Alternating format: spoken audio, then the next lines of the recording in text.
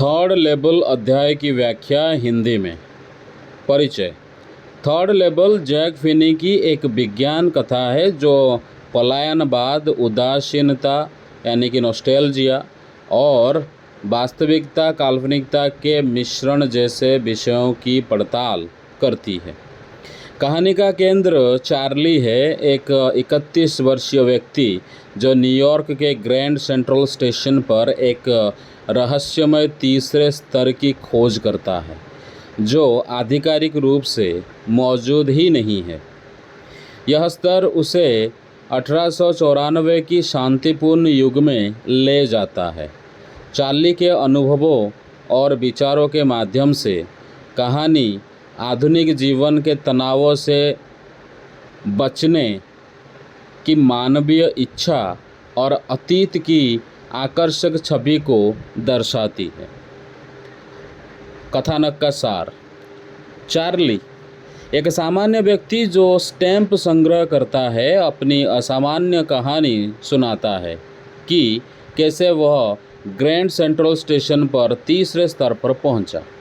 एक रात देर तक काम करने के बाद सबवे पकड़ने की जल्दी में वह स्टेशन के भूल भुलैया जैसे गलियारों में खो जाता है।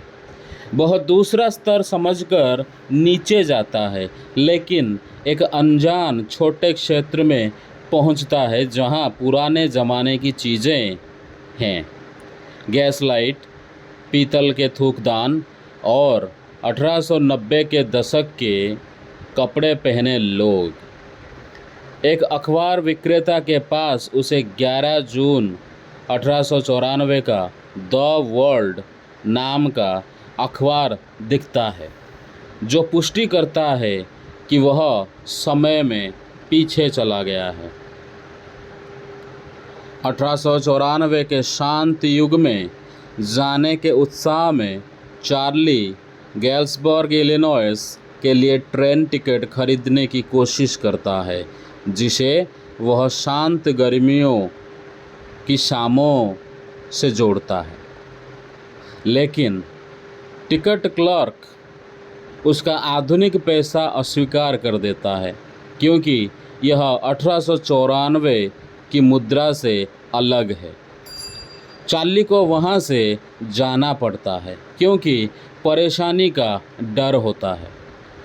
बाद में वह अपने मनोचिकित्सक मित्र से बात करता है जो इस अनुभव को जागरूक सपना कहता है जो आधुनिक दुनिया की असुरक्षा, डर और तनाव से बचने की इच्छा को दर्शाता है।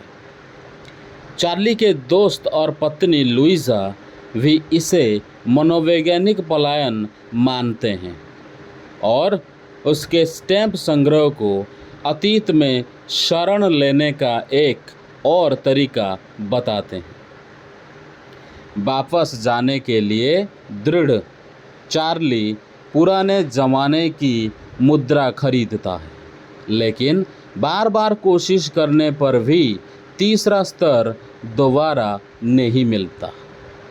उसकी उम्मीद तब जागती है जब उसे अपने स्टैम्प संग्रह में एक फर्स्ट डे कवर यानी कि पहले दिन की तारीख वाला लिफाफा मिलता है जो 1894 में गैल्सबर्ग में उसके दादाजी को भेजा गया था।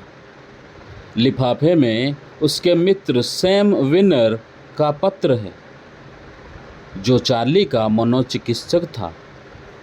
सैम लिखता है कि उसने तीसरा स्तर खोज लिया है, 1894 की गैल्सबर्ग में चला गया और वहाँ खुशी से रहा है।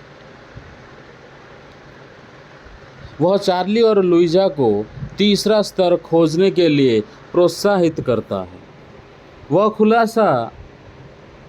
यह खुलासा कि सैम जो शहरी जीवन जीता था और शुरू में संशयी था, 1894 में चला गया, तीसरे स्तर की वास्तविकता की पुष्टि करता है। कहानी चार्ली और लुइजा के तीसरे स्तर की तलाश के साथ खत्म होती है, जो स्वयं की सबूत से प्रेरित है। मुख्य विषय पलायनवाद, आप इसे खुद पढ़ सकते हैं।